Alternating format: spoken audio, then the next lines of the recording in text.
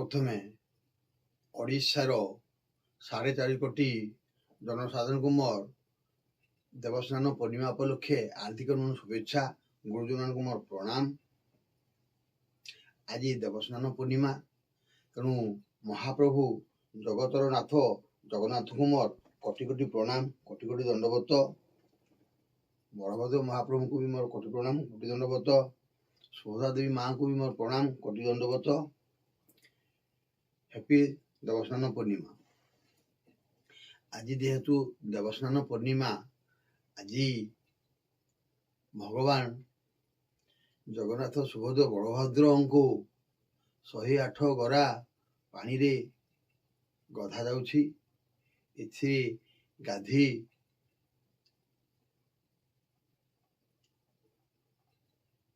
ଠାକୁର ଆଜି ସ୍ୱର୍ଗରୁ ସମସ୍ତ ଦେବାଦେବତା ଆସି ମହାପ୍ରଭୁ ଜଗନ୍ନାଥ ବଳଭଦ୍ର ସୁଭଦ୍ରାଙ୍କର ଏ ଦେବସ୍ନାନ ପୂର୍ଣ୍ଣିମାରେ ଉପସ୍ଥିତ ରହିବେ। ଏ ଦେବସ୍ନାନ ପୂର୍ଣ୍ଣିମା ସରିଲା ପରେ ମହାପ୍ରଭୁଙ୍କୁ ଜ୍ୱର ହେବ। ଜ୍ୱର ହେଲା ପରେ ତାଙ୍କୁ ଔଷଧ ଦିଆଯିବ। ତାଙ୍କର ବିଭିନ୍ନ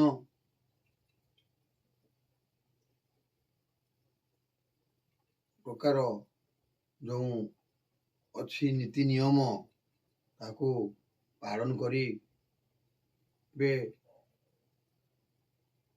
ସେବାୟତ ମାନେ। ଆଉ ଏହା ଦ୍ୱାରା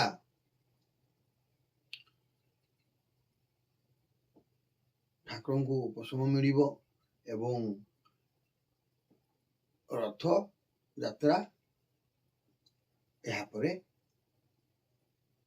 ହେଇଥାଏ। ବିଧିର ବିଧାନ ଯେମିତି ଅଛି, ତାଙ୍କୁ 5 ଦିନ ପରେ ଜ୍ୱର ହବ, ତାପରେ କେତେ ଦିନ ପରେ ତାଙ୍କର ଏମିତି ସବୁ ରଥ ଟଣା ପାଇଁ ସମସ୍ତେ ସଜବାଜ ହେବେ।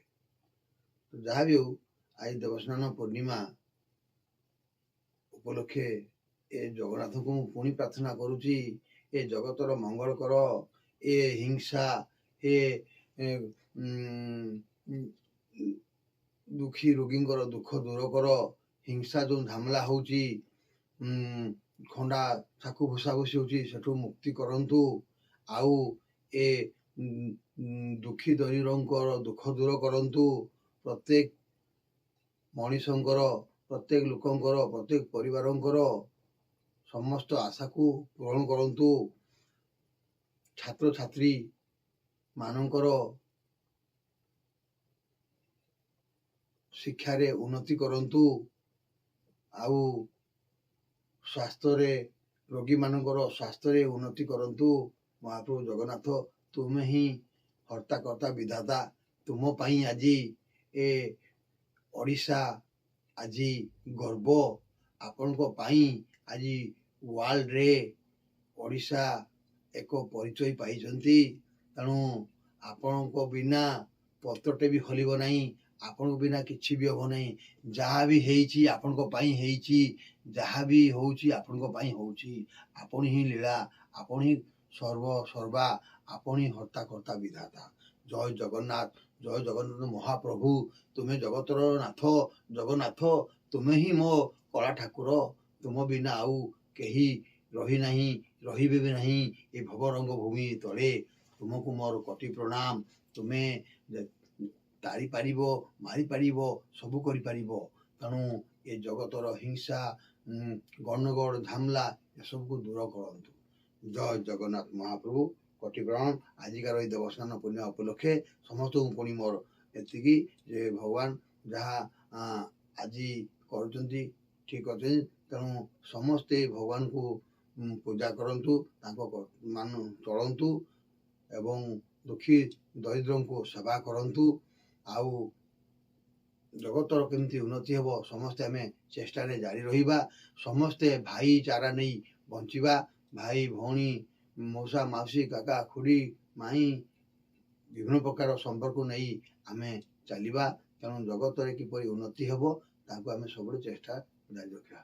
ଜୟ ହିନ୍ଦ, ଜୟ ଭାରତ, ନମସ୍କାର। ଯଦି କିଛି ବି କହିବାରେ ଭୁଲ ହେଇଛି ତାହେଲେ ଜଗତବାସୀ କ୍ଷମା କରିବ। ମୁଁ ସମାଜସେବୀ ବିକାଶ ଚନ୍ଦ୍ର ସେଠୀ ଆପଣଙ୍କର ଦୁଃଖ ସୁଖରେ ସାଥୀ ହେଇ ରହିବି। ପ୍ରତ୍ୟେକ ଛାତ୍ରଛାତ୍ରୀମାନଙ୍କ ପାଇଁ ଆଜି ମୁଁ ଶିକ୍ଷାନୁଷ୍ଠାନ ଗଢ଼ିଛି। ତେଣୁ SC STରୁ ଆରମ୍ଭ କରି ଗରିବ ଦୁଃଖୀମାନଙ୍କର ପାଇଁ ମୁଁ ଯେଉଁ ଅନୁଷ୍ଠାନ ଗଢ଼ିଛି, nursing, pharmacy, allied medical institution, Bharat Bikash government school, ସେଥିରେ ମୁଁ ଓଡ଼ିଶାରୁ ସବୁଠୁ କମ୍ ମୂଲ୍ୟରେ ପାଠ, ଖାଇବା ପିଇବା, ରହିବା, ପଢ଼ିବା ଯୋଗାଇ ଦେଉଛି। ତେଣୁ ଯେଉଁ ଛାତ୍ରଛାତ୍ରୀ ଇଚ୍ଛା ପ୍ରକାଶ କରିବେ ନିହାତି ଆମ କଲେଜ ସହିତ, ସ୍କୁଲ ସହିତ ଯୋଗାଯୋଗ କରନ୍ତୁ।